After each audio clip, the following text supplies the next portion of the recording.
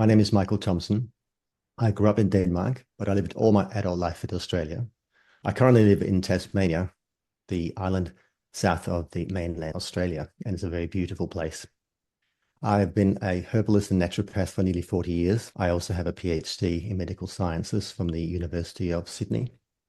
And my biggest claim to fame is the Phytotherapy Desk Reference, which is both a book for students and practitioners of herbal medicine and also an online application with herb-drug interactions and research, as well as traditional information about herbal medicine. So that's the main focus of my work now, is to update the book and the application. Hi there, Michael. So today we're going to talk a bit more about Valerian. So Valerian has been around for a really long time. So can you share a bit about how people used it back in the days? And I'm curious about the traditional use in different culture. Of course. So Valerian is an ancient herb, and you'll notice from its botanical name, Valeriana officinalis, that the species name is officinalis. That means that it is an official medicinal plant.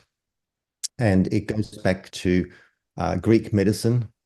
The ancient Greek physicians Hippocrates and Galen, they both described the medicinal use of valerian over 2,000 years ago. So it's quite an old herb. It's very popular for sleep, just general poor sleep, but also insomnia. It's very relaxing. And medieval Europe, it was a cure used from epilepsy to digestive disorders, as well as poor sleep. But the main uses today would be anxiety, stress, nervous tension, and poor sleep.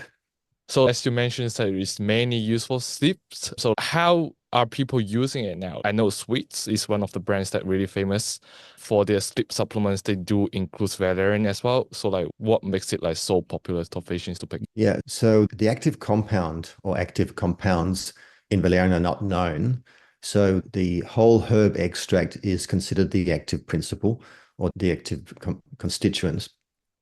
And there's a lot of clinical research on, as we mentioned, sleep, but also anxiety and insomnia. Now, it's not a hypnotic. Hypnotic means it induces sleep. It's more a relaxing herb. It's also used for muscle cramps. So it's very often combined with other herbs that might induce sleep, such as hops. And so the combination of hops and valerian has been studied for many decades, especially in Europe, where they make fixed products available in the marketplace with a combination of valerian and hops. And that's been proven to be quite helpful for poor sleep and anxiety and stress and tension in numerous clinical trials over the last few decades. Valerian can also help other types of cramps and muscular tension on its own, and is also a digestive herb. It's used in general digestive disorders as well as irritable bowel syndrome. So it has a variety of uses, but the main ones that people know it for would be insomnia or just general poor sleep. Mm-hmm. So also when it comes to the product, when it comes to using variants, or as you said, the combinations with hops as well, there are so many forms in the market. For example, teas, capsules, and also essential oil. Do you have any insights about which method is the most effective one, or does it depends on the person? Yeah, you're right that it can be used as a herbal tea and a liquid extract or tincture, as they're called as well. But the valerian has a very bad taste. Most people can't stand the smell or the taste of valerian. So you can use it as a tea.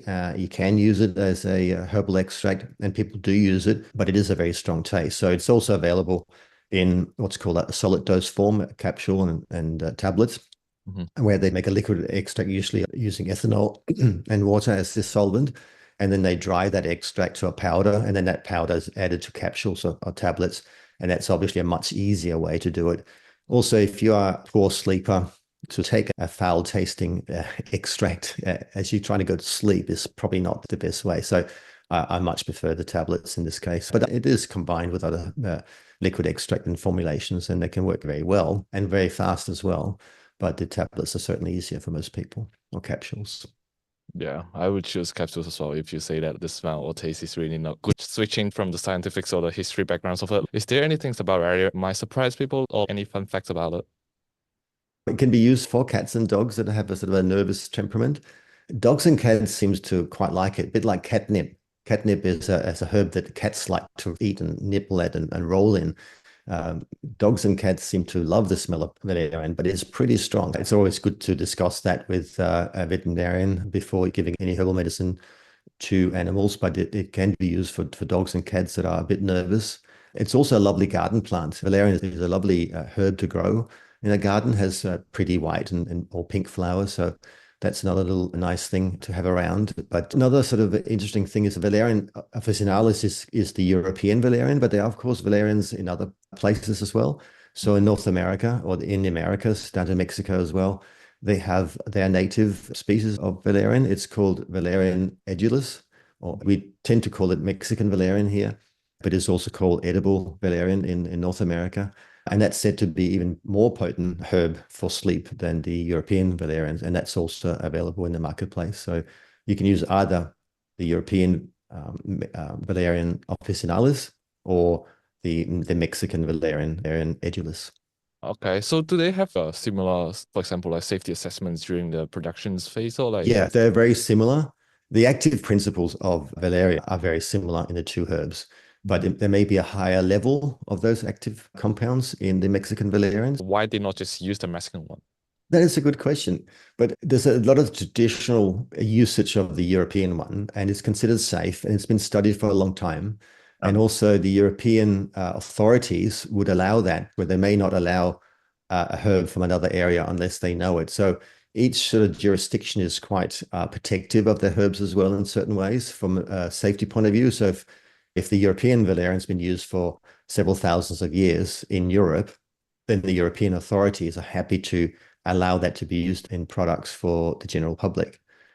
I don't know, but I assume therefore that the Valerian edulis in North America may be the dominant in those areas. I'm not sure exactly, but that's a common thing. Same thing with sort of Chinese herbs. Some Chinese herbs are allowed into Europe, but other formulations or single Chinese herbs are not allowed if they don't know them. Or the authorities may say, oh, we don't know what that is, so we don't want it. But often it's a bit centric to herbs that they know already. Yeah, it's more like the jurisdiction's preferences, like what they want the herbs from. And if these Correct. areas, they more likely to use that one instead of the others. Especially in Europe. But in Australia, the TGA regulates herbal medicine and they have what's called a positive list. So if a herb is on that positive list, the companies can use it to make preparations from it. And both of these species of valerian are on that list, so therefore they can be used in Australia. All right.